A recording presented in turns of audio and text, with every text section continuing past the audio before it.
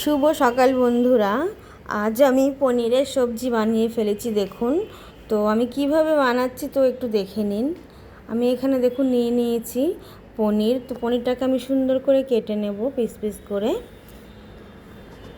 আর বন্ধুরা, আজ আমি লাঞ্চের জন্য এটা বানিয়েছি। তো চলুন আমি পনিরটাকে কেটে নিচ্ছি। আর আমি 3টে আলু আমি কেটে রেখেছিলাম, ধুয়ে ভালো করে ছুলে রেখেছিলাম। ওটাকে আমি পিস পিস করে কেটে নিচ্ছি দেখুন।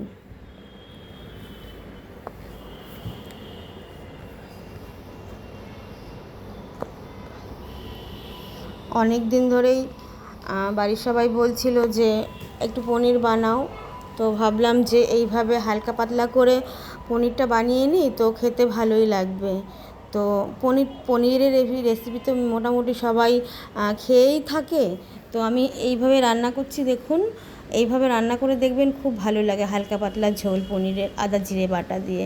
তো আমি টমেটোটাকে লম্বা লম্বা করে কেটে নিচ্ছি সরু সরু করে। তো আমার আলু কাটা হয়ে গেছে দেখুন, টমেটো কাটাও হয়ে গেছে, পনির কাটাও হয়ে গেছে। তো আমি একটা কড়াইতে ঠিক অল্প পরিমাণে তেল দিয়ে আর পনিরটাকে আমি একটু নুন হলুদ দিয়ে মাখিয়ে ভালো করে ভেজে নিচ্ছি দেখুন। ভালো করে মাখিয়ে মিশিয়ে নেব। ভালো করে আমি মাখিয়ে নেব আলুটাকেও দেখুন।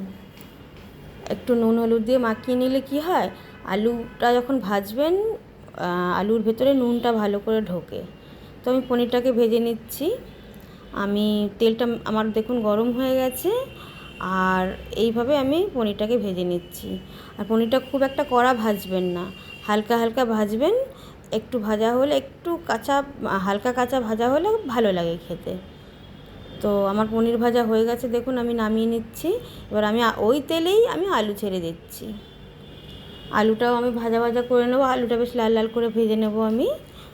আলুটা ভাজা ভাজা হয়ে গেলে পরে আমি দেখুন আমার আলুটা ভাজা হয়ে গেছে, নামিয়ে নিচ্ছি আলুটা আমি এবার। আর এর মধ্যে আমি গোটা গরম মশলা দিয়ে দিলাম, একটু জিরে দিয়ে দিলাম। এটা ভালো করে নাড়িয়ে নেব, একটু ভেজে নেব। তারপর এর মধ্যে আমি দিয়ে দিচ্ছি টমেটো কুচিটা। আমি লম্বা লম্বা করে টমেটোটা কেটে রেখেছিলাম, এখানে আমি একটাই টমেটো নিয়েছি। তো টমেটোটা দেখুন ভাজা ভাজা হয়ে গেছে। এবার আমি আদা বাটা দিয়ে দিলাম 1 চামচের মতো। আর দিয়ে দেবো এর মধ্যে 1 চামচের মতো জিরের গুঁড়ো। আর দিয়ে দেবো 1 চামচের মতো ধনের গুঁড়ো।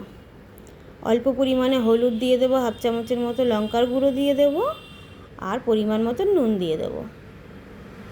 ভালো করে মিশিয়ে নেব মশলাগুলোকে তেলের সাথে। একটু ভাজা ভাজা হয়ে আসলে আমি আলুটা ছেড়ে দেব। আলুটা ছেড়ে দিচ্ছি দেখুন।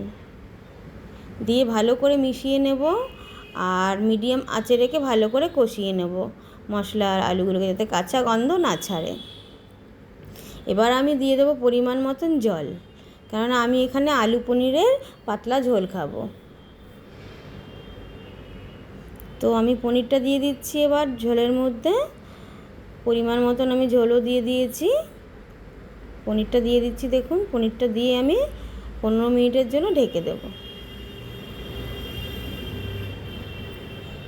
আমার 15 মিনিট হয়ে গেছে দেখুন বন্ধুরা।